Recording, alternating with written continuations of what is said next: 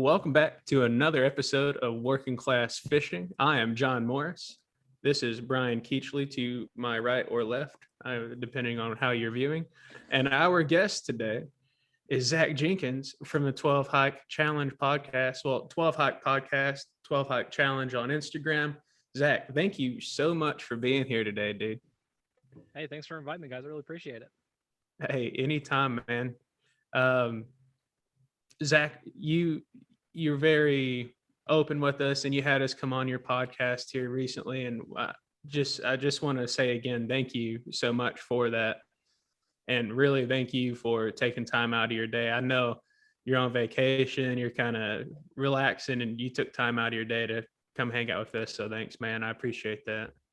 Hey, listen, like you said, I'm on vacation. My mom and dad have my kids. It's the first time in 2 years where I haven't been directly responsible for children. So I don't give a crap what I do as long as I'm not watching kids for a little bit. Nice. Well, So Zach, oh, go ahead, Brian. told you. Boom. So weather looks beautiful there, and you're on vacation in your home state of Ohio. Obviously, for the listeners out there, Zach actually moved from Ohio to Colorado, and we'll talk about that a little bit. We'll let you talk about that. But you're in Ohio right now on vacation. You got rid of the kids and everything else. And what's it like being back home for the time being? Hot and sticky. The humidity is unreal. It's 99% all the time. So we've just been sitting here talking. I'm dying sweating. I feel like I'm rendering all my fat off my body.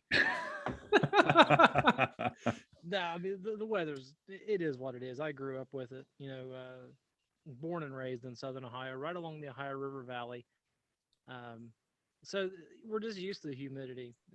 It happens. Now, being in Colorado for a couple years, that nice dry heat where it just bakes and shrivels you like a raisin, that's a little bit different.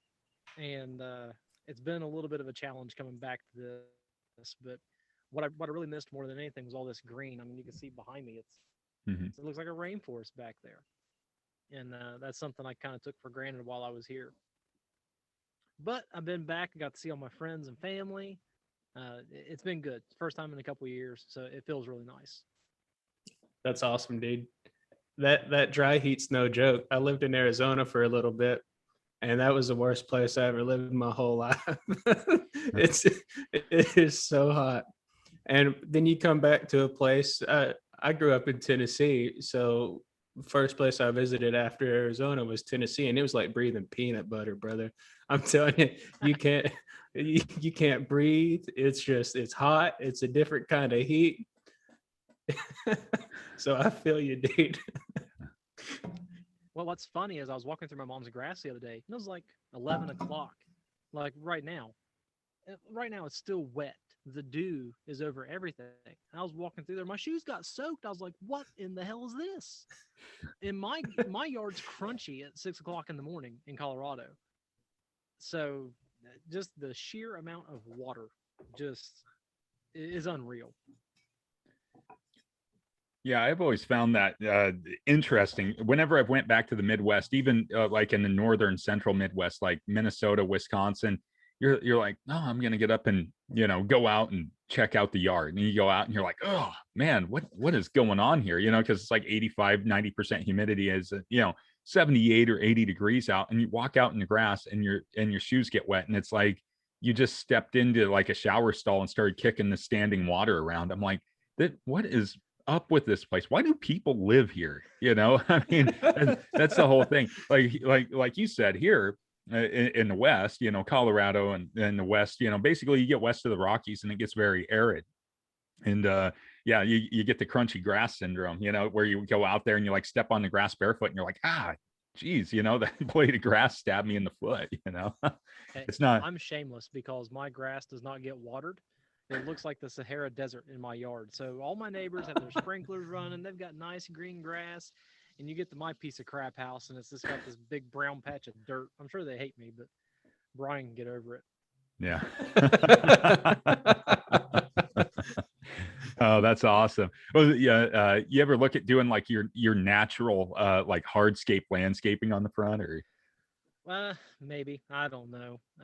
We just just had a bunch bulldoze of it? trees cut down. Yeah, bulldoze it. Yeah, bulldoze it and I'd throw say rocks out. we'll probably end up putting grass back. At least in the front yard. The backyard, listen. Even though we bought this house a couple years ago, we've got so much work to do. Just where it's been, we hit the ground running. When we moved. So I guess I'll talk about the move a little bit while Mhm. we're on this. Um, one day we were having a yard sale, and just for fun, I told my wife, you know what I'm going to do? I'm going to write on the garage door with chalk that the house is for sale. She goes, that's stupid. Why are you going to do that? I don't know. I'm just having fun. It'll be fun conversation piece, get people talking. So I did it. And my neighbor at the time walks over and he goes, are you guys really going to sell your house? And I said, well, I don't know. If someone wants to look at it, I wouldn't say no. And he said, well, hang on. I got someone that you want to talk to. So the first people that came and looked at our house that day, within maybe 2 or 3 hours, they bought the house. And we got Wow. asking price out of it. That was in July. And by August 29th, I was in a moving truck heading to Colorado. We had no friends, no family, no jobs, nothing. We just had a house that we were renting, and whatever I could fit in the back of my pickup truck and a U-Haul trailer. We had a 20-yard dumpster. Whatever didn't go in the trailer went into the dumpster. That was it. Mhm. So, we got to Colorado, and things just happened. It just worked. My wife got a job. I stayed home to take care of the kids, and everything worked out pretty well so far. Just the way that things tend to happen for us. So we just went with it. Well, that move, I don't know how you guys feel about it, but I feel like men in general have this desire to be like earners, hunter gatherers, providers. Uh, and I had done that all my life. I've worked since I was 16. That's all I've done. And then I go from that bringing home money and being a provider to being like a stay-at-home dad. That's exactly what I was. I didn't do anything. I just stayed home, watched kids, didn't have friends to talk to, and things started getting in my head a little rough. Well, at the same time, the guy that actually started 12 Hike, Brad, he's back in Southern Ohio. And 12 Hike started as just like a hiking group. He wanted people to get together once a month and do small little hikes together. So he was doing that, and I started posting pictures of my Colorado hikes that I was taking. And he said, hey, man, why don't you just help me kind of grow 12 Hike a little bit? I was like, you know what? I could do that. I'm not doing anything else anyway. So, uh, a combination of him wanting me to help with the 12 Hike Facebook page. And there was another guy that just so happened to start a podcast called the Western Hunting Hub podcast. Um, he started one. So I sent him a message and said, hey, what all did you do to get started podcasting? And me and him started talking back and forth. And I said, you know what? I can do a podcast for next to nothing, and it'll give me something to put some of my energy into. So I took Brad's original 12 hike concept, and in the podcast I made it my own. It's not just about hiking; it's about being outdoors. And for me, it was just a way to talk to people again, to reconnect, because COVID hit at the same time. It was a very isolating time for everybody. So I looked at what I enjoyed, being outdoors, and I started searching for people that had similar passions as me. And it's led me down this path of talking to conservation groups, people that take disabled individuals on hikes, wilderness therapy, all kinds of things that I didn't even realize were things to do with the outdoors. And it's been a little bit of like a saving grace for me. Now it's just fun. I get Mhm. to learn from other people. It's great.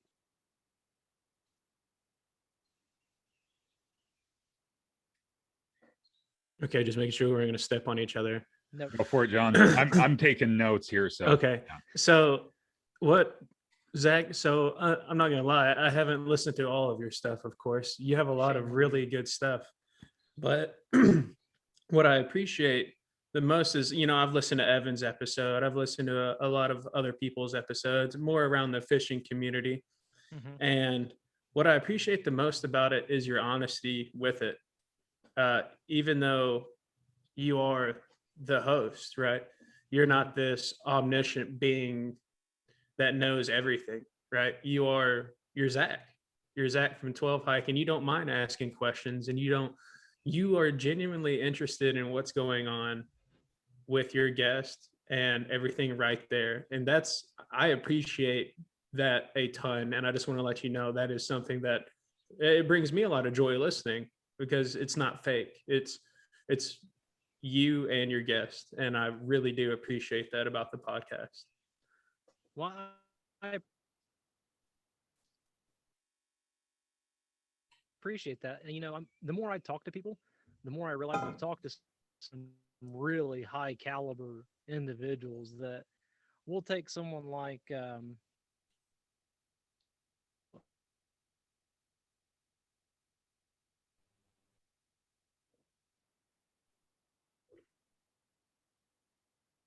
he's a,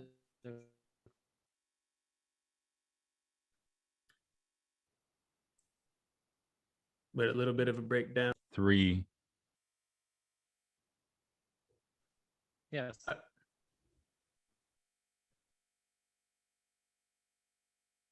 So uh, as I was saying, uh,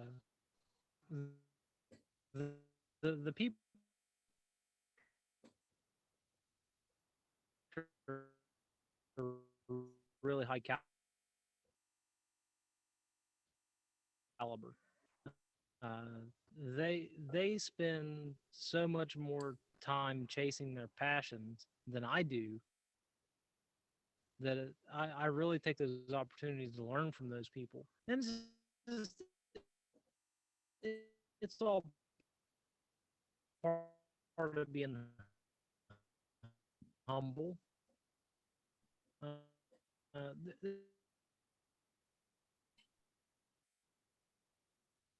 there's no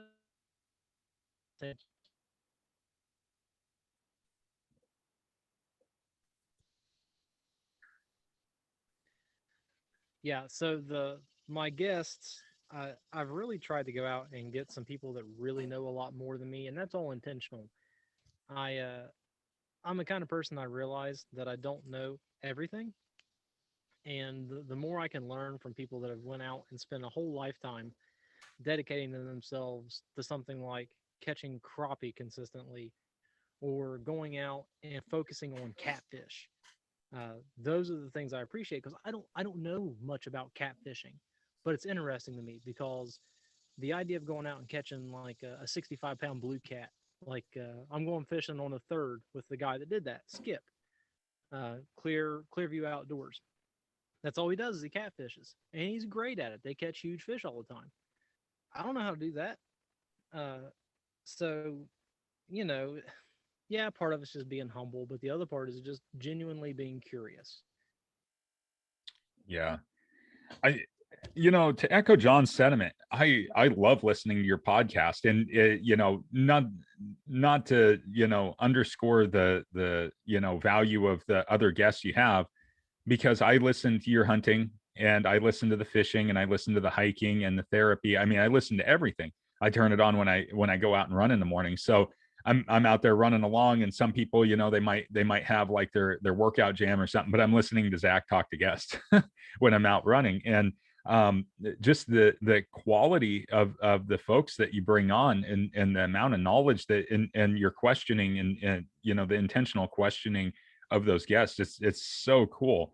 And I love it when you get the folks that are like really into like the specialized stuff. Like you had a gentleman from Craster, who does the crawfish, and then you also had you had the guy there that did the carp fishing, uh, the gentleman from Minnesota DNR about the panfish, and you just learn so much from these people.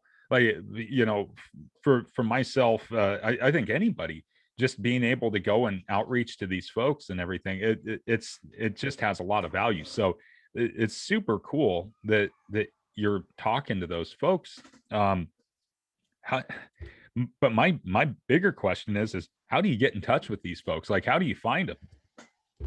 Basically, I send messages and then I pray. So I scan through social media and I look at something that I'm like, oh, I've never seen that or done that before. It'd be really fun to talk to that person. So I send an email, I send an Instagram message, a Facebook message, and then I wait. And that, when I first started, that was a real struggle for me because I guess there's two schools of thought on a podcast, right? Like you either do it because it's fun or you do it because you want to try to make money. You can't really, it's hard to do both unless you're in it for like 15 years. Mhm. So I decided very early on, okay, I'm not going to be a niche. Yes, 12 Hike is a hiking Facebook page, but the podcast is going to be mine and I'm going to make it whatever I want it to be. And I want to talk to anybody and everybody that has something to do with the outdoors. Uh, so, in terms of getting guests, my model makes it very easy because I can just reach out to anybody and say, hey, you like doing stuff outdoors. I like doing stuff outdoors. Let's talk about it. And from there, once you get the biggest hurdle at the beginning was sending random people messages whenever you don't have a podcast, because then it feels kind of creepy because you're like, some bald guy sending me messages about a podcast. Who is this creep? But the first ever person I ever messaged, she was a person that dropped all of her plans and spent a summer looking for the Finn treasure. Have you guys heard of that? No. So this guy named Forrest Finn, he built an honest to God treasure box, had gold, rubies, precious metals, all kinds of stuff in his treasure chest, and he hid it somewhere in the Rocky Mountain range. And then he wrote a poem and a book, and he said between those two things are all the clues you need to find out exactly where this treasure is, and if you can find it, you can have it. Well, that was like almost 15 years ago. Did you guys freeze up again? No. No. Uh, yeah, so that was almost 15 years ago. And this lady dropped her life to go look for this treasure. And I thought, well, it'd be very interesting to talk to someone who did that. So she was nice. That was my very first guest ever. And we had this awesome conversation about how it impacted her life, what she got out of it, even though she didn't find the treasure. And that really set the stage for me. Like, it's not just that I want to talk to people that fish or hike. I want to talk to interesting people. I want to talk to people that have a good story. Um, and that's guided my whole philosophy on how I do the podcast. I try to listen more than I talk. And I hope that I purvey that because these people that I'm talking to are way more interesting than me. I don't have any story. But these people are excellent. Nope, not stepping on each other. Hey, look at that. Zach, so you have a mutual friend of ours as well. Brian, not this Brian, but other Brian. And he said, I had to ask you Okay. about ice fishing and about the time you guys thought you were going to die because the 10. Okay. So we'll talk about the transition fishing from the warm water species to the Rocky Mountain Western style fishing. It's all relevant. Okay. So I grew up obviously Southern Ohio, fishing all these warm water creeks and rivers, going out and catching largemouth, smallmouth, panfish, catfish, all the warm water species that you associate with this type of climate. And in my head, I had built up the Rockies as being like this fishing mecca. I'm going to go out there and I'm going to rule the waters because I catch so many fish here in Southern Ohio. And I was dead wrong. I went out there and I can't catch anything. I mean, I'm struggling hard.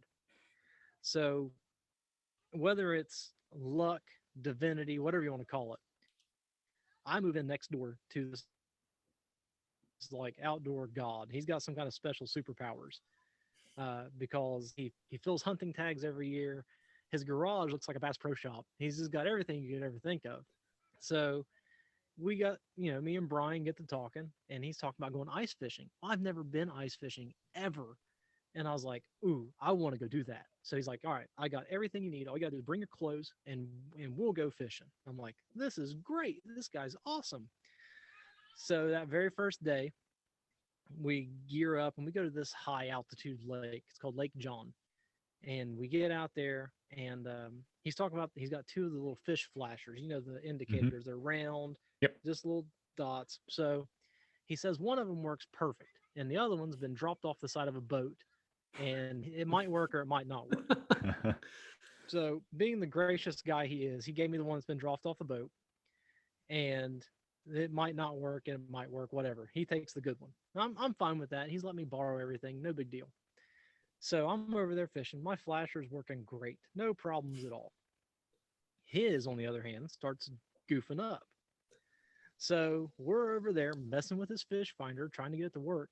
And all of a sudden, one of his ice fishing rods goes bloop right down the hole, little 6 inch hole. Yeah. So he's like, I'm getting that pole back. I've had it forever. It's like my ice fishing rod. I'm getting it back. So we've got, see, I rig up a jig with a treble hook. He rigs up a jig with a treble hook. And we're just ripping, trying to get this stupid fishing pole back.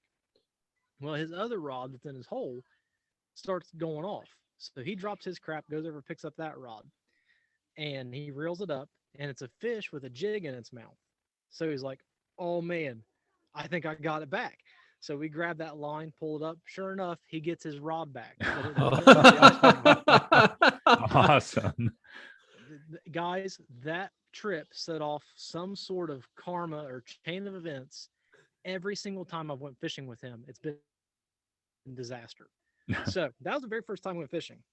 The second time we went fishing, we went to a different lake, and we get out on the lake, and he's got this, gas powered auger. I've had it for years, works great, no problems, blah blah blah blah. And we're out there for 35 minutes ripping on this thing. Nothing doing. It will not fire. It won't drill a hole.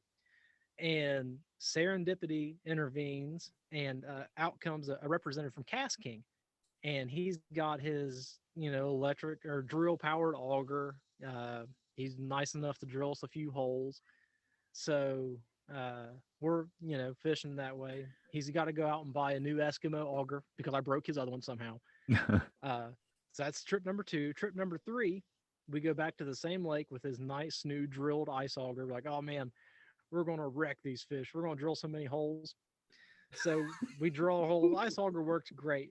Go to get the tent set up, and the wind picks up, and we're like, oh, that might blow us off the lake. Like you could stand on the lake and it just pushed you. You didn't have to move. Wow. So we look at each other and go, man, it's awful windy out here. You think we should set up the tent? And we look at each other and go, yeah, let's set up the tent. We can do it. So we get this ice hut out, and he's got 6 ice screws, right? So we screw this thing down. We tie it down tight. It's beautiful. It's like it could be on Everest, and it's going to be fine. So we get in the ice hut. We drill our holes, and as soon as we just drop down jigs, we start catching fish. We're right on top of them. And I'm looking at my flasher. I'm not even looking up, just looking at the flasher. And the next thing I know, my toboggan gets ripped off my head. I've got a cut on my head, and Brian's laying flat on his face, getting spun across the lake because the wind's blowing so hard. Oh, jeez. Yeah, I look up, and it's like from Wizard of Oz. His ice fishing hut is like twirling. And I mean, our ice fishing stuff gets scattered all across the lake. We had like our jars of power bait out, tackle boxes, rods. Oh, jeez. Everything just goes flying across the ice. Man. And me and Brian look up, and his ice fishing hut has got to be just in like the span of 15 seconds, like a half a mile away from us. And wow. It's just flying, tumbling across the lake. And I'm like, Brian, dude, what are we going to do? He goes, I'm going to get my truck and go get my ice fishing hut. So we got people bringing us all kinds of fishing stuff. Like, hey, is this your guys' stuff? I'm like, yeah, give it to us. So we pile all of our crap in the ice fishing sled. We walk back to his truck, and we drive all the way around the lake. There's another parking spot over by the dam, so we park there. And then I'm like, Brian, where is this ice fishing hut? Because I know exactly where it's at. You just follow me. So we're walking. We probably get a half a mile in, and he looks over and goes, see that fence line? It's going to be in there somewhere. And I'm like, all right, if you think it's there. So we're walking. Next thing you know, bam, big red ice fishing hut, mangled, absolutely mangled in a barbed wire fence, just Oh, wrapped geez. up in it. And I'm like, Brian, what are we doing? That's going to be unusable. Because I'm getting my ice fishing hut back. so so we marched over there and we untangled this thing and we folded up the best we could. And we end up cramming it into his pack and get it back to his house. He sets it up. What happened? So we go back to where we were fishing. The ice auger screws, all of them were still in the ice. Oh, it The ripped the little tie grommet. down tabs had ripped off the ice fishing hut. Jeez. Yeah. Man, that took a lot of wind force because you think about like tent camping and you get a wind that comes up and it'll collapse the poles, but it never tears it out of the ground. Even just with those little chintzy stakes that a lot of the cheap tents come with, but for the ice screws didn't give. It was the tent itself. That's man. So inside the tent there was one broken pole, and he's got some old fiberglass tent rods that he's going to cut and modify it. And I think he's put new grommets on his ice fishing hut. So Okay. hopefully come December we'll be ready to rock and roll, man. We've got a brand new ice fishing hut. If he lets me go. So after that, he ends up breaking the tips on one of his ice fishing rods because he shuts it in the trunk. Oh, geez. His physical truck develops a hole up in the cab corner, starts leaking water. I don't know if he's going to take me anywhere this year, and he wants to take me hunting. Like, give me a gun and go out in the same place with me. I'm not sure it's a great idea, but he's going to do it. I told him, I said, Brian, I don't know if it's good or bad that I'm here with you this winter. I guess the good news is you've got all new stuff, but the bad news is you're freaking broke because you have to replace everything that I broke. Well, But it's Brian, he is the epitome of what I feel like an outdoorsman should be. So he took this complete stranger that he's never met before in his life. He enabled me to go out and had an experience that I've never experienced before and didn't ask anything for it. He just said, "Hey, come with me. The fun for me is seeing new people try it." And I went out, had a great time. Here I am. I've got all my own ice fishing gear now. I don't have to rely on him. But he's the kind of person that enables you to go out and enjoy the outdoors. Yeah, that's such a cool thing because a lot of people gatekeep. As it's one of those things. You just take a quick peek at certain social media pages and outlets and some of the folks that are associated. A lot of people tend to gatekeep, and that's not the right attitude to have, especially with a population that's starting to wane towards more of that urbanization aspect, and less of the outdoors and enjoying the outdoors. And there's something to be had for everybody in the outdoors. And but like your neighbor Brian, he just for him to take you out and like, hey, you want to try ice fishing? Let's take you out ice fishing. You want to go learn how to hunt for Rocky Mountain elk? Here, we'll go out and we'll go do some scouting. Or it's people like that help folks like you stay out in the outdoors. And then you take your kids out too. So we see a lot of you doing stuff with your kids and everything else. And so that, to me, that's really cool. When you came from Ohio to Colorado and you started, kind of searching for things to do, did you hit any major obstacles? I mean, you were lucky to have Brian for the next door neighbor, but what kind of obstacles did you have to overcome as far as like that adjustment and being, a transplant from an eastern state into a western state? And did you come up against anything that was like, and I don't want to guide the question, but did you come up against anything where it was like it seemed inaccessible to you, or like there wasn't going to be a chance for you without a lot of struggle? So the closest thing I would say that I came to that was through hunting. Fishing's never, hey, wait, no, bud. Why were you Come here? here. Come here. What? This is Yeah. my youngest kid, by the way. Let's go and get this over with because he's going to bug us until he says hi. Oh, that's okay. You want to tell him hi? Hi. Hi. Awesome. Go. Why you on the floor? Nothing fishing has ever felt inaccessible to me. If I see a body of water, I've got a broad enough knowledge that I can go out there and catch a fish. And I did that. You know, the first summer I was here, you take some basic bass fishing tackle out to a pond or a reservoir, go fish some structure. Yeah, you'll catch a couple bass. So fishing never felt inaccessible. Now, when it comes to hunting, the Western system of hunting was very hard for me to wrap my head around. You know, back here in Ohio, you go out and buy a hunting license, and you Mhm. can hunt the entire state. Same, you know, you buy a deer tag or a turkey tag, you can hunt anywhere in the state, and it's perfectly fine. With the Western draw system in Colorado, I'm not sure if Oregon's the same, but Yeah, it is. you look at the season. So we'll take mule deer season for example. Mhm. It's broken down into archery for a month or 2 months. Then you get a muzzleloader season. There's a short break. Then there's a first rifle, second rifle, third rifle, fourth rifle, and then another muzzleloader season. Mhm. And on top of that, the whole state is broken down into game management units. Mhm. So you have to look at the whole state and go, okay, I might be able to hunt unit 19 if I have enough preference points or if I get lucky enough in the lottery. So I'll put in for mule deer, first rifle, unit 19, and hope that I get it.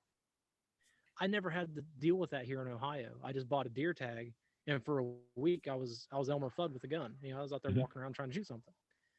Uh, and that still I struggle with it quite a bit because I know there are ways to optimize the system so that you get to hunt more frequently or get to hunt areas you want to hunt. But I still haven't got to figure it out. It's crazy. You know, you were talking about, you know, tag systems and everything else there, in relation to hunting.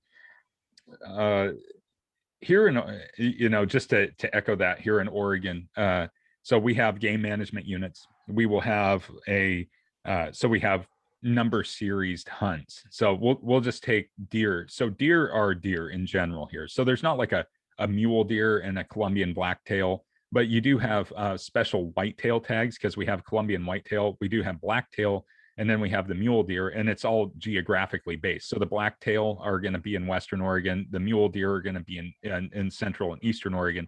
But everything in Central and Eastern Oregon is now draw system, even for the people that live there. So they might put in for a tag in the county or the unit in which they live, and may not even be able to go hunt there. But it's universally open in Western Oregon. You go buy a general rifle tag or a general archery tag, and you can hunt all of Western Oregon. Then it gets into like, oh, you want to do antlerless or a single deer like a hair tag, then that's a different hunt series. Or, you know, and I could see, you know, growing up with it, that's just normal. But if you're coming from a state back east and you're coming out to try to figure that out, good luck. The fishing gets even more complicated because it depends on the river systems that you're fishing in. And then, you know, for different species, you have to have harvest tag or harvest cards, and you know, special tags, and then like conservation endorsements. There's all kinds of different stuff. And then waterfowl, yeah, waterfowl goes at, yeah, that's sideways, you know, because if you're hunting sea ducks, you have to get a sea duck permit. Or if you're hunting geese in northwestern Oregon, you have to go through a goose ID permit test. And it just gets so insane. The Western hunting and fishing tag and licensure system is bonkers, because it's not like you can just go buy a license. You have to get a license, and then you have to get like a basin like Columbia Basin endorsement. That's something that we have to have. Anything that feeds into the Columbia River, which is pretty much every river with the exception of the coast rivers, you have to buy that endorsement in order to fish for salmon or steelhead or sturgeon. And then, you know, offshore fishing permits, shellfish permits for crab and clams. It just goes on and on. So were you able to get help with that? I mean, when you moved, or I mean, obviously Brian was able to probably guide you through a lot of that, but when you first moved there and you were trying to go hunting, were you able to get help with understanding the unit systems and preferences and things like that? Oh yeah. So another thing that I try to practice what I preach. We have Department of Natural Resources employees. They're there for a reason. They're people that love the outdoors as much as I do. The only difference is they've got a badge and they know the rules a lot better than me. Mhm. So I try to tell everybody I talk to, hey, listen, there are people out there that are more than willing to help you. All you got to do is ask them. So with Colorado Parks and Wildlife, it's an incredibly helpful group of people. So you can, and their brochure is very in depth too. That's the key. Uh, you can learn almost anything you need to know about the technicalities of hunting from their brochure. Some of it's complicated, but if you get the big game brochure and actually study it, and you can answer all your own questions. So, number one, make sure you do your own research and you're educated about what you're trying to do. Number two, if you do have questions, a lot of people like to go on these Facebook groups and get on with the keyboard warriors and try to figure out stuff. Yeah. Wrong answer. Your tax dollars pay a whole department of people that know exactly what's going on and know Mhm. the rules. Just pick up the phone and call them. And 9 times out of 10, if you have some questions about areas, talk to the rangers. They'll tell you exactly what you need to know. So as far as that goes, I really didn't have any trouble trying to learn the system. It's complicated, and I'm still trying to figure out how to optimize it for myself. Mhm. Uh, but it's worked out pretty well for me. I will say my biggest fishing struggle, if we're talking about fishing, has become glaringly evident to me now that I came back from vacation. So was it Sunday? Me and Sean, one of the other guys in 12 hike, went fishing at a local river. Right. I took out some of John's. Actually, that's all I took out was John's plastics. So John, the pressure was on to go catch some fish, my man. So we took out these plastics and we hit this little river. We wet weighted it. So all we had on was shorts and our t-shirts and shoes. Water didn't really ever get within our waist, but it was all sand, a combination of sand and gravel bottom creek.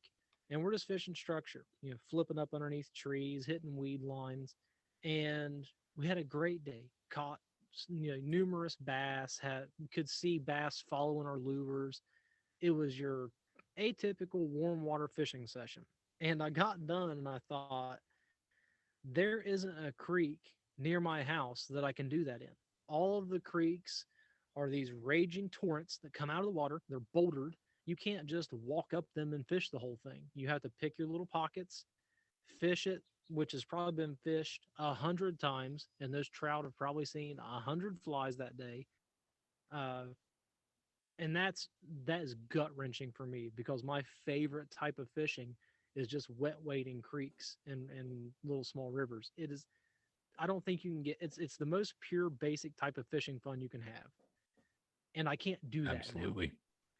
Now I'm stuck with, these crystal clear reservoirs and these raging torrent rivers that I have no freaking idea how to fish. So that's been my struggle, just trying to relearn fishing. And there's a lot to be said about that. Moving from Tennessee, that's where I was pretty much born and raised, and then I spent a little time almost out west, and then some time overseas and all this other stuff, right? But really coming to Texas, a lot of people are going to get upset about this maybe, but Texas bass fishing, because that was me. I was a bass fisherman. That's what I wanted to identify myself as, was a bass fisherman. And in Tennessee, we have a lot. The turbidity is a lot better. The water's a lot cooler. We've got high mountains, not high mountain, but we've got mountain streams. We call them mountains. Brian says they're like speed bumps, and we've got all this really unique structure and just geography out there in the Appalachians and around that area. And then I moved to Texas, and I'm slamming bass every day I go out. And I'm like, this is kind of unreal. One of the main fisheries I fished growing up was Cordell Hole Reservoir in I think Smith County, Tennessee. My dad adoringly always called it the Dead Sea. And and people would always say, if you can catch fish there, you can catch fish everywhere. And I didn't believe that. But it's and I say that, I get to Texas and the fishing just is prolific. It's explosive. Our topwater season started in March. I'm not even kidding. I was catching bass on poppers in March. And then I go into Arkansas and I can't hardly catch anything. It's the water's super clear. It's way colder than even Tennessee. I'm fishing these tailwater rivers and I'm having issues to catch fish, specifically trout. Used to all these warm water species. And I've spent several days out on that river and I haven't caught anything. And it's just, like you said, I don't even know if it's relearning, but it's just adding to your base knowledge because we know fish, we know fish like structure. So I'm going to fish the structure. I'm going to fish these laydowns because there's not a fish that doesn't like cover, and then I don't catch anything there. And I'm like, well, I'm kind of out of ideas now.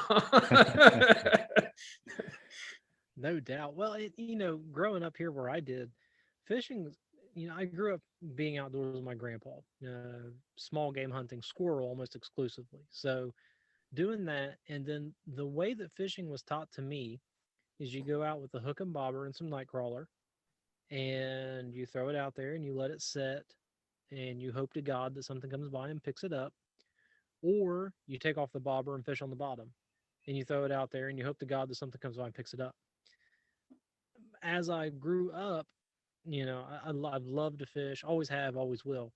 I realized that there are other ways to catch other fish. So you branch out, you start doing, to me, a Texas rig soft plastic, you can't go wrong here in Southern Ohio with that. You will catch a fish, guaranteed.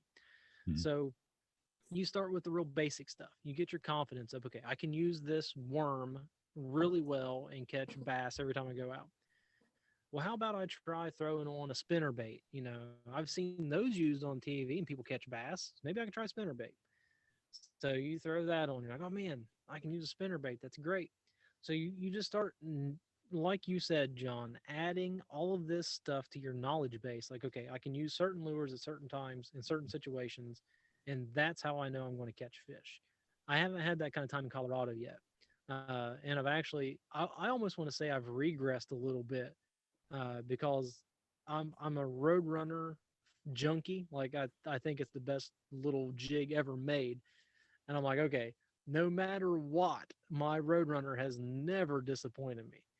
So I'm always throwing that stupid thing on there and trying to catch, trout and stuff that really don't seem to care that much about those kind of lures. And I've just got to get over myself and start using the things that I know will work out there, which is just completely different. And I think that's a big problem, maybe for more anglers than they like to consider, is their little their comfort lure that they never want to take off the rod. And Sean gives me crap about it all the time. He's like, dude, why don't you try something else other than Roadrunner? I'm like, screw off, I'm gonna catch fish. So, you were alluding to fishing pressure, and it seems to me that and comparatively speaking, when you talk about Ohio, the area you're coming from there in Southern Ohio, or Colorado, do you notice that there's a lot more fishing pressure in Colorado versus Ohio? I mean, you can go wet way to stream in Ohio and fish and catch fish, but you're talking about, there's a lot of streams around you in Colorado, but they've had hundreds of flies bombed through, whether it's being nymphed or dry flied or streamered or anything else. You notice a lot more fishing pressure in Colorado. 100%. So here in Southern Ohio, where I'm at right now, the entire county has maybe between 65 and 72,000 people. That's the whole county. The city I live in has more than that. And then I'm one of the smaller cities on the Front Range. I've got Denver, Longmont, Fort Collins, Colorado Springs, all on that eastern edge of the Rocky Mountains. There are a ton of people that fish there. So you've got the Poudre River and the Big Thompson. Those are the two streams that are very close to me. Well, the Big Thompson is right on the way to Rocky Mountain National Park, and the Poudre is a rated, I think it's a gold rated stream. So, the fishing there is really good if you know what you're doing, and if you can find a spot. You can drive up the Poudre Canyon any given day, and every parking spot will have at least 2 cars on it, and it's like that all day long. You know that those trout that are in those streams have seen whatever the hatch is for that time of year at least 15 times that day. And for someone like me to go out and that has really very little experience matching the hatch, yeah, I can toss a fly rod around, but that's not the important part. The important part is that you're tying on what they're eating. Mm-hmm. I don't have enough experience with that. So I'm out there floundering around like an idiot while I've got all these Sims pros all around me that are decked out in all their gear and their lanyards, and they're like hardcore fly anglers, and I'm out there trying to catch fish in shorts and a t-shirt, and I've got my little fly box that has some generic flies in it. It doesn't work that way out west. I could do that here in Southern Ohio. I could take just about anything out on a stream, and those fish haven't seen people in weeks, because no one, like the place that we fished the other day, it's underneath a bridge right on the main road. No one thinks that there's fish in there, because when you look at it from the bridge, it looks like this, dirt stained, shallow little stretch of river that doesn't hold fish. Well, that's absolutely not the case. You got to get out of your car, get down the stream, walk about a half a mile, and you start running into these deep holes that have wonderful fish in them. That's just, it doesn't work that way in Colorado, that in my experience. So what is coming from Ohio to Colorado? What is the fishing culture? What would you say, it's more open and friendly moving out west, or do you think it's more hush hush, closed mouth, kind of you're an outsider kind of deal? I think certainly for me, it's probably more of like an outsider type deal. I think anglers in general are usually pretty tight-lipped. I make Sean really mad because I tell all kinds of people some of our honey holes. He's like, "Shut the hell up! You're going to get away all our spots." But for those guys out there, I don't know what it is about trout. People will hold them in extremely high regard, and I'm like, dude, it's a trout, man. It's just a slimy little fish that doesn't even really taste that good to me. Whatever. But people go ape over them, and I'm like, yeah, whatever. That's great. Show me where the crappie are, because that's what I want. Put me on some walleye. Now we're talking. But all brown trout and rainbows and cutthroats. I'm like, yeah, that's fine, whatever. Yeah. And I think just for me, growing up in an area where the climate here will not sustain trout. It is far too hot. The water quality is far too low. We just never got geeked up about fish like that. These warm water fish, they're white fish, they're flaky. They're not a meaty fish like a trout or a salmon. Like if I eat one trout a year, I'm fine. Like we catch one trout ice fishing, I'm like, all right, I'm good. I've had my trout for the year. But you can throw crappie in front of me, forget about it. We're eating those things all day long. Yeah. But Go ahead. to answer your question, John, yes, I feel like they are not as friendly. And I think you guys have alluded to it before in previous podcasts. The fly fishing community can come off a little elitist and pretentious. And I don't think that helps their image any, because when you get guys that will seemingly look down their nose when you're using what they consider subpar gear, it just does not, it's not a good look. Yeah. Like that reminds me of what Steve said last week.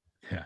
His Canadian friend, they're up at this casting pool. I don't know if you've had an opportunity to listen to that one, but one of their Canadian reps from Maxon is up there at this casting pool, and they're using this Maxon Versa, which is this spin fly combo deal. And they're casting, and he was like, that's just this thing you don't do with that. And this guy comes up and he's like, what is that piece of shit? And his Canadian friend's like, it's this piece of shit's casting 20 foot further than you. I was like, that's fly anglers don't help themselves. No. They really don't. Let me tell you what my introduction to like a fly rod and reel was. My dad's a smoker, right? Smokes Marlboros. Has smoked Marlboro Reds for years. Well, I don't know if you guys remember, they used to have this thing where you could clip the cartons and they had little coupons on them, right? Yep. Well, he saved up, I don't know how many thousands of packages of Marlboro Reds and with his little coupons, and he bought a Marlboro fly spin combo thing. That was my introduction to fly rods. You know, that this is the problem with the West, and being from here, being native to the West, growing up here, you know, and for anybody that moves out here, the fly culture, I don't know why. And maybe these people just make themselves stand out. Maybe they're the loud minority, right? But there is just something about, you know, the fly culture that's broken. It has to do with, you know, and I don't know if it's like, you know, like the you know, big dick contest, so to speak. You know, I got the Sage fly rod, I got the, you know, Sims G4 waders. I can list off, I could list off $12,000 worth of gear that you could wear on your person right now. That's all fly related, and it doesn't make any difference except you look cool on the river. I guess you look like the guy out of the magazine. It's, to me, what I always I go back and I always think back to like the origins of fishing. And when you really look back into the origins of you know, fishing, fly fishing, things like that, the folks that were doing this early on did not have that luxury of equipment. It was not there. So how did we get from, you know, Isaac Walton and dapping live mayflies on a lake in England to needing a 13-foot double-handed spay rod with you know, a $1,200 rod, a $800 reel, $400 line, $800 waders, $300 wading boots, a BMW, and a fucking cheese plate to be able to go out and fish.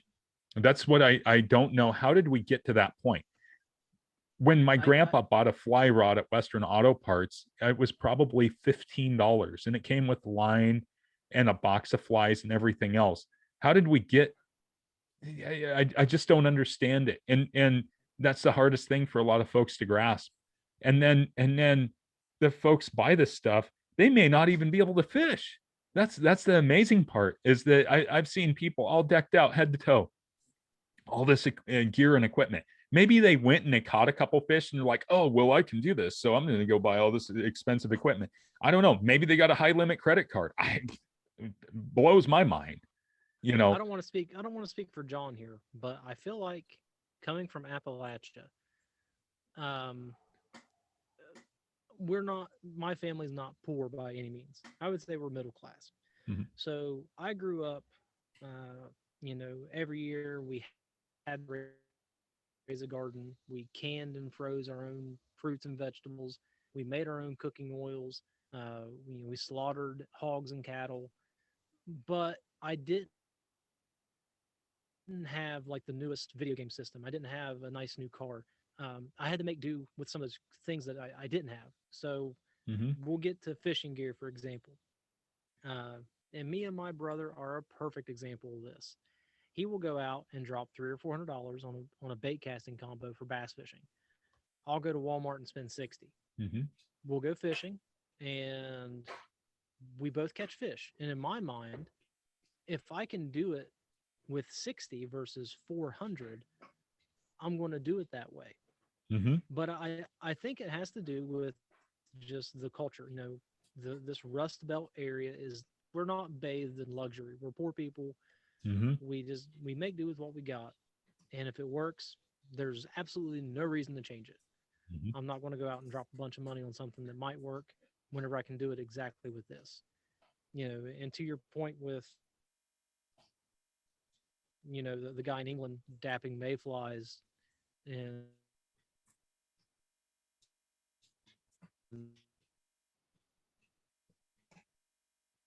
just catching fish. The Native American in a gut string with an arrow that they made on their own, Mhm. and they killed animals. Well, that's because they knew the animals, they knew the proper techniques, they were stealthier, more careful, more patient. And I think that's a lot of stuff we've lost as outdoors people, I think in general. That close connection with nature, being patient and letting things happen instead of making them happen. Right. Uh, and I experienced all of that last year. I tried to rush a deer hunt and I blew it. I wasn't comfortable with my equipment and it blew it for me. And those are things that I sat back and I looked at after I was done and said, man, if you would have dropped a Native American, like a primitive person in my spot, they would have shot that deer. Why didn't I? It's because I wasn't good enough. I didn't know how to hunt, and I thought I did. And I think that's back to your point with fishing. There are a lot of people that don't know how to fish and think that they can make up for that with name brand gear, high Mhm. quality gear, high Yeah. priced gear. Yeah. No, And I That's, think that's a barrier for people too. mhm. Because you see those guys all decked out, and you're like, oh man, I can't fish with them. They're obviously way better than me. They're going to make fun of me. And I think as outdoors people, we need to promote, just get outside. And I Mhm. think that's what you guys are trying to do. It's what I'm trying to do. Yeah. Just letting people know, hey, don't those are fake barriers. Don't worry about that stuff. Mhm. Just get out and go and try it. Yeah, absolutely. Perceived inaccessibility, and it goes back to gatekeeping, and it goes back to just kind of being a douchebag. I think, Mhm. you don't have to, if you can get it done, you know, I'm a huge advocate of fishing with what you can afford and just fishing in general or getting outside in general, because if that's going to make you happy, that's going to give you some peace, that's going to give you some time to reconnect to something that maybe you've never had, or maybe it brings you back to when you were a kid fishing with your old man or your mom or something like that. Whatever you got to do to get back out there and find your connection with nature, do it. And I'm having all these other people now, they're talking to me and they're like, hey, they're sending me links of stuff from Amazon and things like, hey, would you buy this?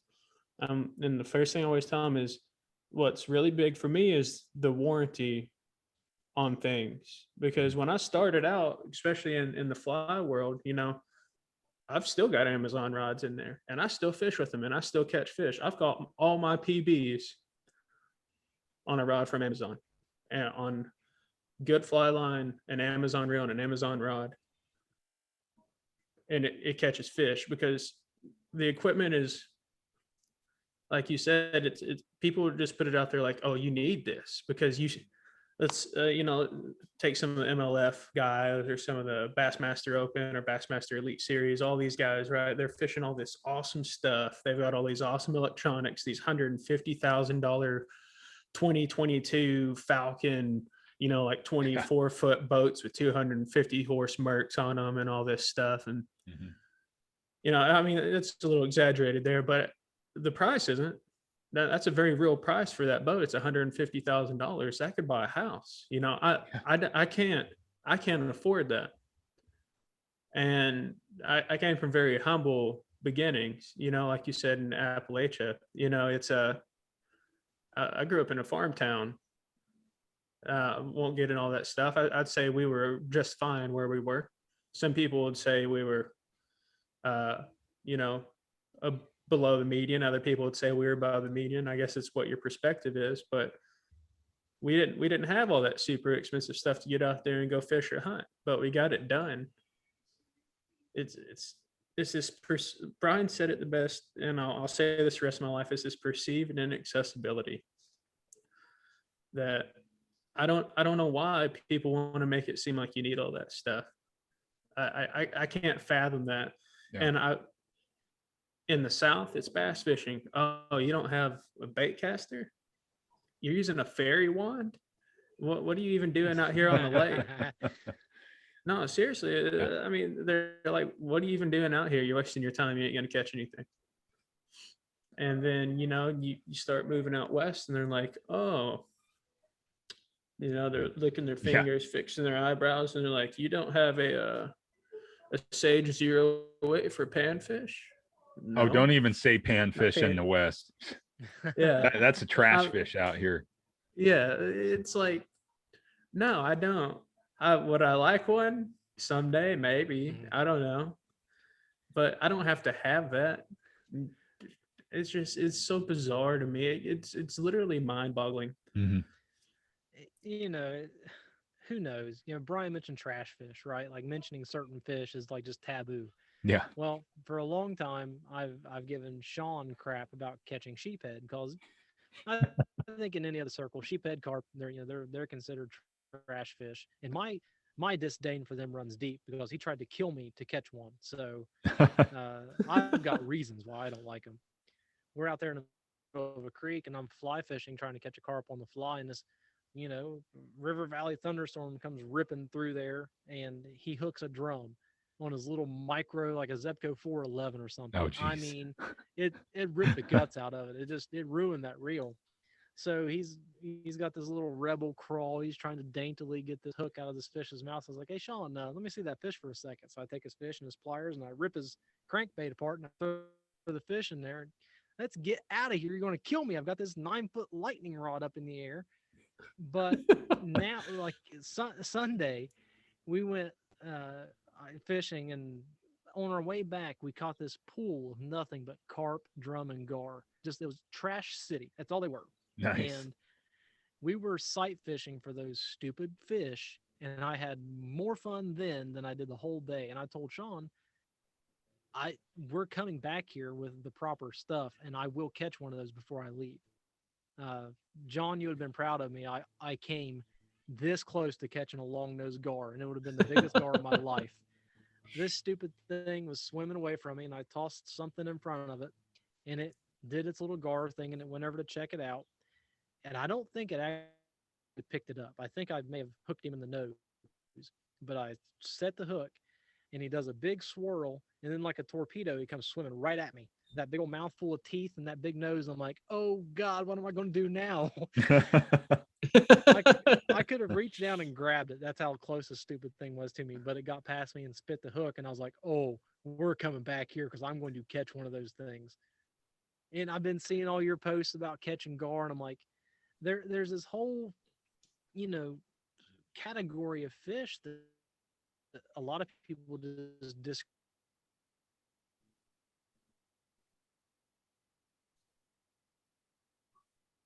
because they're deemed unworthy.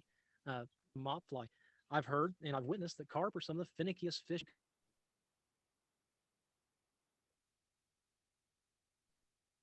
you can find. They're spooky. You got to cast for them very precisely. Sheephead or drum, what we have around here in Southern Ohio, and people just look at them and it just goes back to that culture of elitism, that whether you're bass fishing or trout fishing, it's a very real thing, and it's societal. It's not just fishing. Hunting has the same problem. If Oh, you yeah. don't have the brand new Matthews bow, the brand new First Light camo, you are wasting your time. Why are you even out there? Mm-hmm. And our grandfathers went out in plaid, red and black plaid, and shot deer all the time. Yep. It's just a society. And as a society, we've gotten to the point where nothing's really hard anymore. So, like, if you want groceries, you just click a few buttons on Walmart's website, and they deliver your groceries to your door. Yeah. It doesn't get much easier. My great grandparents, if they wanted to have meat for breakfast, like if they want to have a fried chicken, maybe not, well, probably for breakfast, they were crazy, but they would go out to the chicken coop and they would wring a chicken's neck and butcher it. They had to do those things on a daily basis. We've lost touch with that. Now things are much too easy. Well, and that process of getting the food is so clean. And that's society's fault. That's pop culture and society's fault, because right now there's and there again, I don't want to make this all about like, not USAC, but right now in Oregon, there's a petition called IP13. And basically, and I sent this over to John, basically this petition is to ban any kind of animal husbandry practices, farming, slaughter, hunting, fishing, trapping, dog competitions with the AKC, all under the pretense that it's animal abuse or sexual assault to an animal. It's a Hold on, very back up. bizarre thing. Sexual assault to an animal? Yeah, so castration, artificial insemination, that would be considered felony sexual assault to an animal under this petition that has not went to the status of being on a ballot. Now you got a lot of groups fighting it. You got TU, you got Rocky Mountain Elk Foundation, the Oregon Cattlemen's Association, a lot of high-powered groups that are fighting it for a good reason, because it is literally one of the most insane things. And when I always go look at the, where does this come from?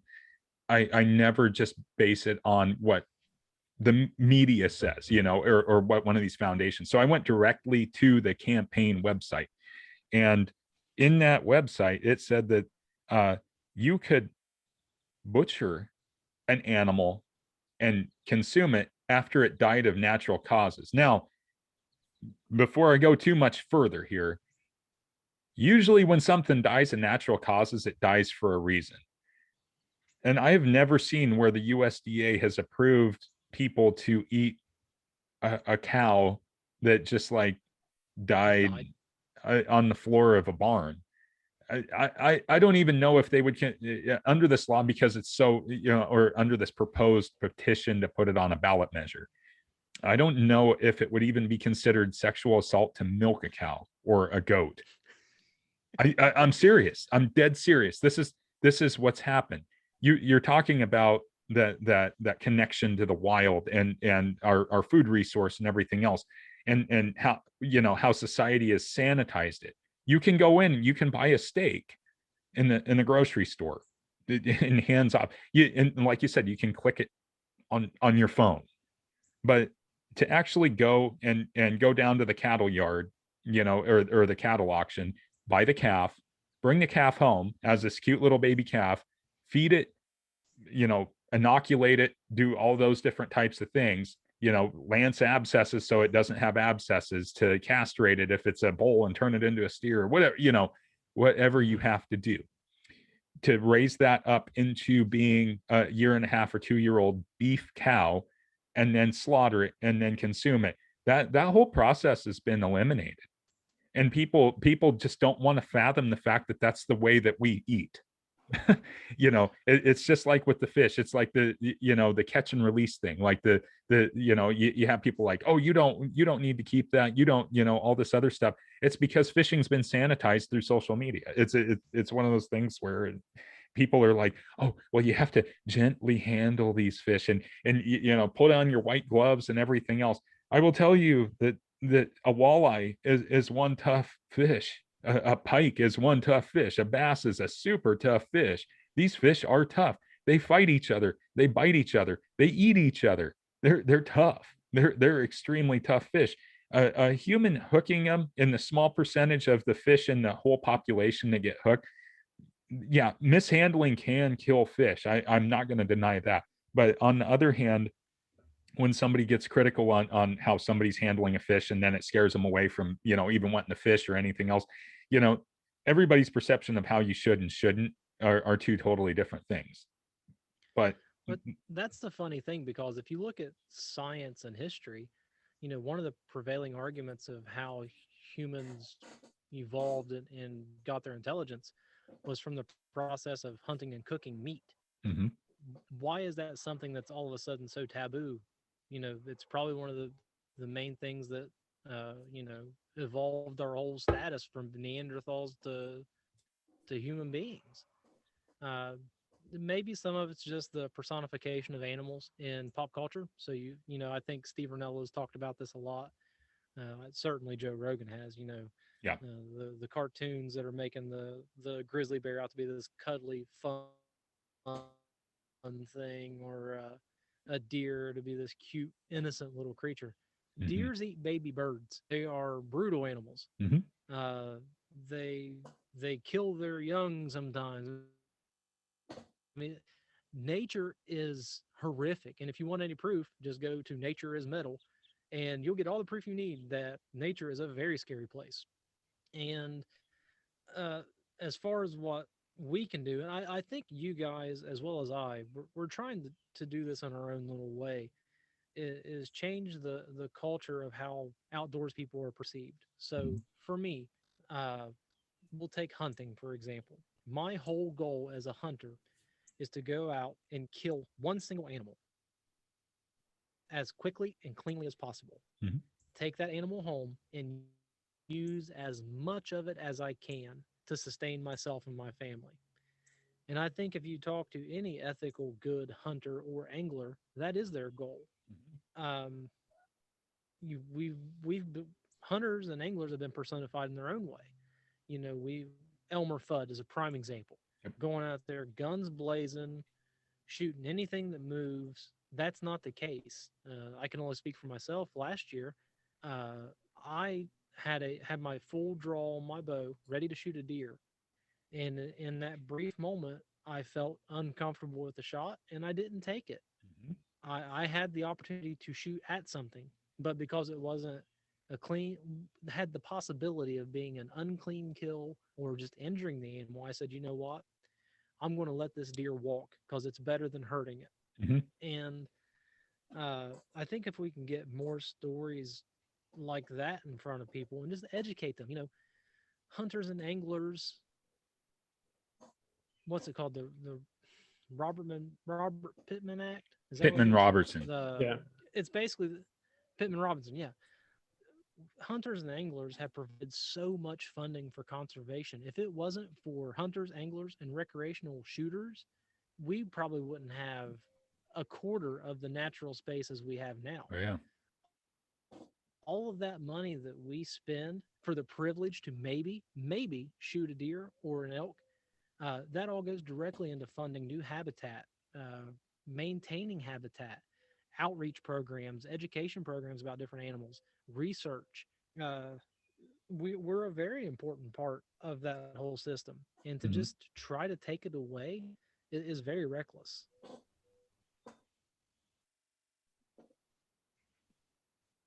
Even being a part of the BASS, um, which I don't remember what that stands for. I'm terrible about that. But a very large amount of that membership fee, that's like the Trout Unlimited for the bass fishermen in the South, is being a part of BASS. And such a large portion of that money goes towards conservation and youth. It's Mhm. ridiculous.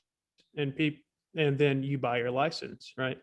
You buy your license, and that money goes towards conservation and youth and stalking and natural wildlife programs. Like we don't just buy licenses to go out there and partake in nature.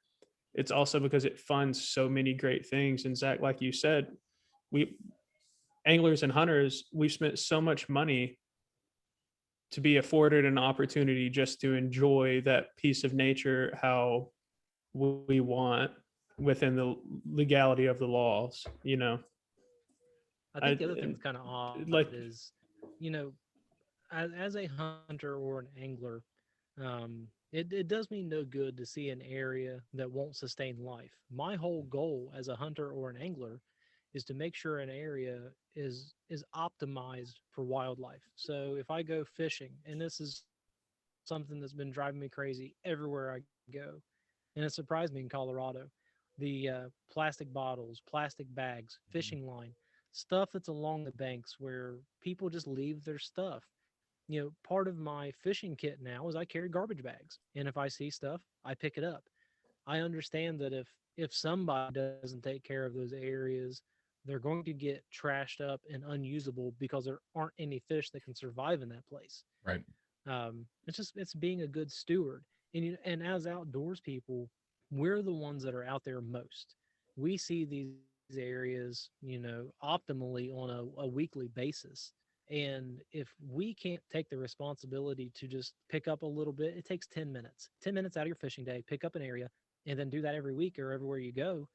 Uh, it's much more effective than relying on government agencies to go out there and pick that stuff up.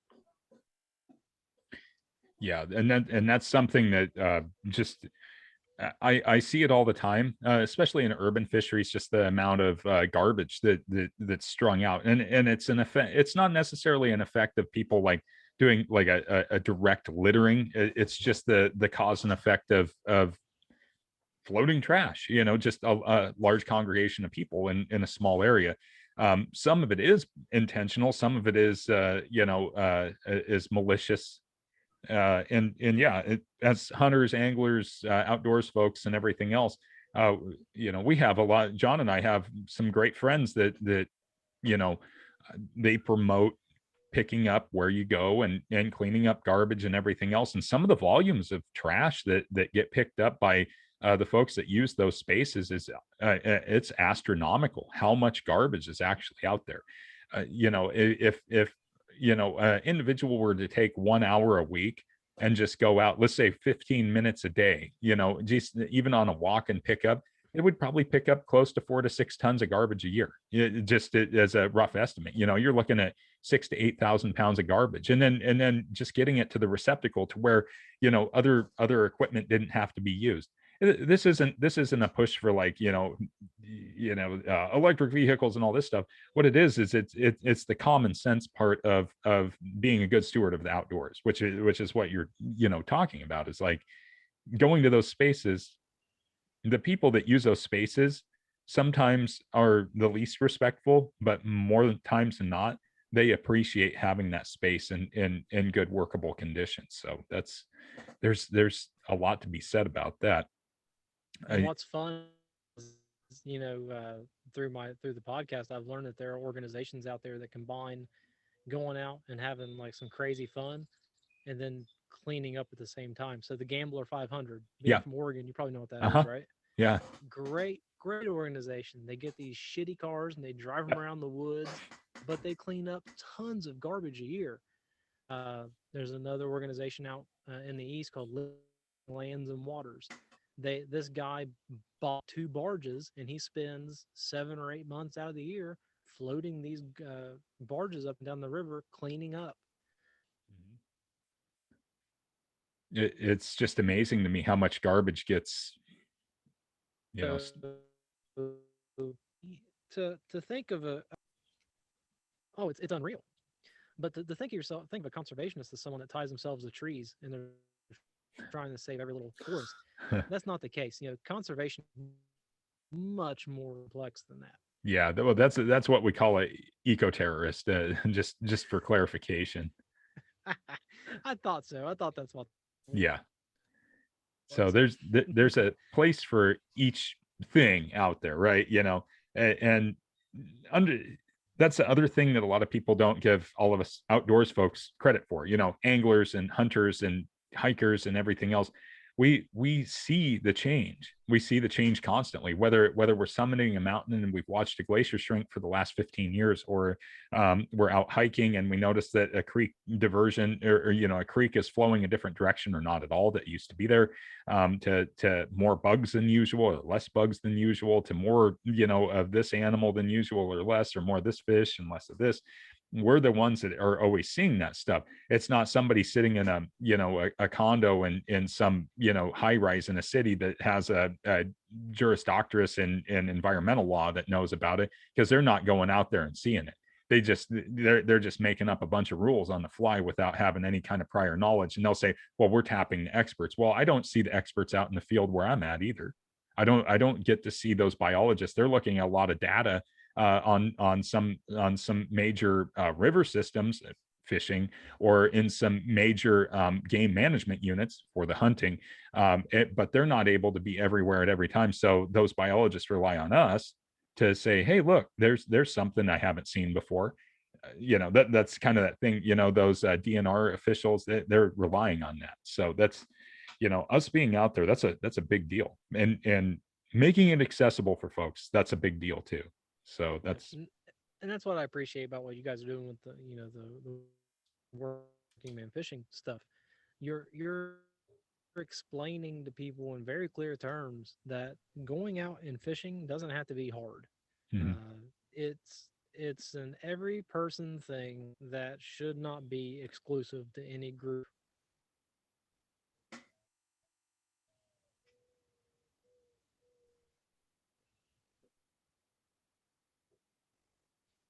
It's funny, in the moments of silence, I can hear the birds in the background. No. Yeah. Well, we're just making sure that it's not cutting off. Yeah, we keep getting that lag and everything else. So, uh, Yeah. well, shoot, guys, we're pushing almost a couple hours here. I don't know, John, you got some more questions for Zach here? I think we've had a really good conversation, but No, I mean, honestly, man, I think I've asked everything I wanted to ask, except like those baits. Is there anything you change on them? Maybe I'll ask you that, I guess, after we're done here. But that's really it, man. Like, just thank you for sharing, and it's refreshing. It's incredibly refreshing just to know that there's more folks out there like you that share very like-minded mindsets, very similar ideals, and it's just great to know that we're kind of scattered all around the US and many other places that maybe someday we'll be able to make that some changes. We'll keep picking up our trash, and we'll keep promoting safe handling, but just safe handling of our environment so we can pass it on to our next generations, because we're not going to have this forever. Someday I'm going to get old and I'm going to die off, or hell, I might die off tomorrow, but I want to be able to pass down that bright future for our environment. And it's just that, thank you for coming on and just sharing all that with us. That's really great, man. And thank you. No, I appreciate that. There are more people out there than I think we realize that would love the chance to go hunting or fishing. And if they got to do it one time, they would be lifelong. Take my state of Colorado, for example. They have contests every year, the CPW, take a friend fishing, take a friend hunting. So you can take someone who's never been hunting or fishing before, take them out, document the experience, send them in the CPW, and they do prizes, giveaways, shout outs. They show you in their catalogs and their publications. Those little incentives, they're great and everything, but I think as outdoors people, we need to, like exactly like you said, John, one of these days we're not going to be here. And we need to make sure that the generation after us understands what kind of joy can be had by going out and trying to catch a carp with a mop fly Mhm. or chase fox squirrels through the woods. Yeah. It's such pure fun. And even if you don't catch anything, or even if you don't shoot anything, some of my favorite times are just going out there and sitting in the middle of nowhere, and you get to see and experience so many things. My last archery hunt last year, I was stalking this group of deer. It was two does and their offspring, and the offspring were just that. They were young, naive animals that had no idea I was there. But the mom, as soon as I made a wrong move, she knew exactly where I was, and I got to see this display of nature play out in front of me, where the mom taught her offspring a lesson, like, hey, if you don't look around, something is going to kill you. She very easily got up, made some kind of noise, and the whole brood went off into nowhere. I never saw them again. And I thought, wow, that's an experience that, even though I didn't get to shoot an animal, I'll never forget that, because it was just this Yeah. majestic thing that I got to witness. And even if you don't want to hunt, going out hiking, going out taking pictures, whatever, you're outside seeing that stuff. And one of these days you might get curious. Well, what would it be like to harvest my own animal and process it and have that meat for a year? What would that be like? It's not a long leap to think that you can get a lot of people involved in the outdoors that normally wouldn't. Yeah, and that's the thing I appreciate. I really appreciate that about your podcast. That's what I appreciate the most, is that there's a open mindedness. It doesn't, listenership doesn't have to revolve around, taking an animal's life. You can be as basic and simple as just going out and identifying songbirds by being out on a hike in like a refuge, or you can be out hiking for your own mental health and holistic wellness and well-being. That's one of the coolest things about your podcast and what you're doing. um, you know Kind of closing out here, getting ready to wrap up. The biggest question I have for you, Zach, is just because we're all podcasters, everything else, and we're always thinking about like what's next. What's your future plans for 12 hike? I mean, where do you want that to go? That's what I kind of want to know. And I know it's not all fishing related, but where do you want 12 hike to go here over the course of the next year?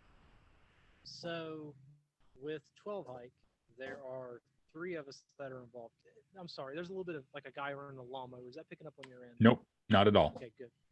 So there's three of us in 12 hike. Two of them are here in Southern Ohio. I'm in Colorado. What I would like to see is like this cross country covering of the outdoors, because the activities on the east coast and the west coast and the middle part of the state are vastly different, and I want to educate people about the opportunities that are around them that they never thought of. So what we're hoping to do here soon, we want to start getting our YouTube productions up, documenting fishing trips, tutorials, reviews, how to's. One of the guys in 12 hike, he's really big into like herbal medicine, so he's gonna start doing videos about how to go out and find native plants, what their uses are. Then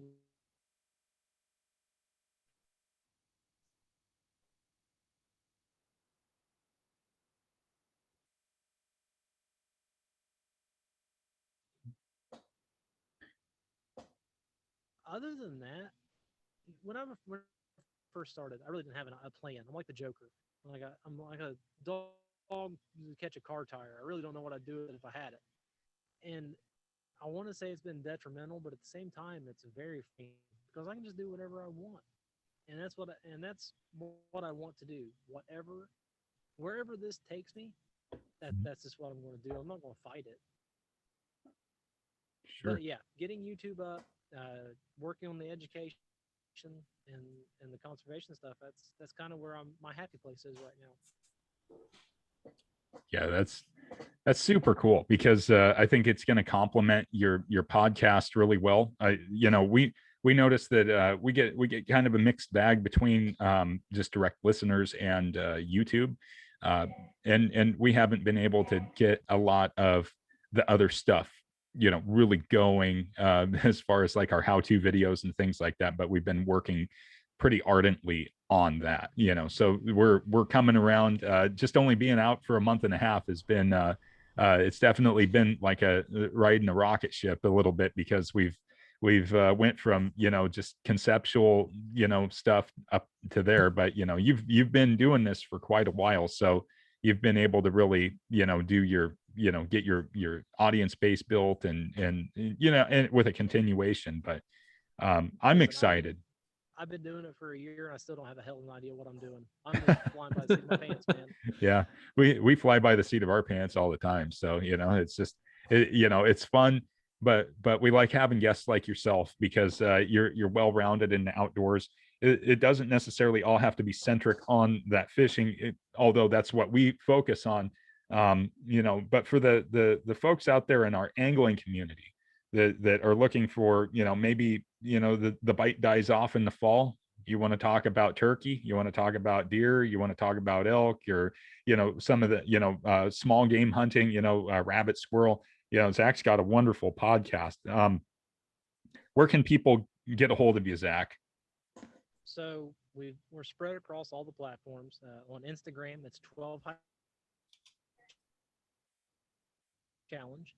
Facebook, it's just 12 hike. Same thing with YouTube, just 12 hike. And you can find our podcast pretty much everywhere.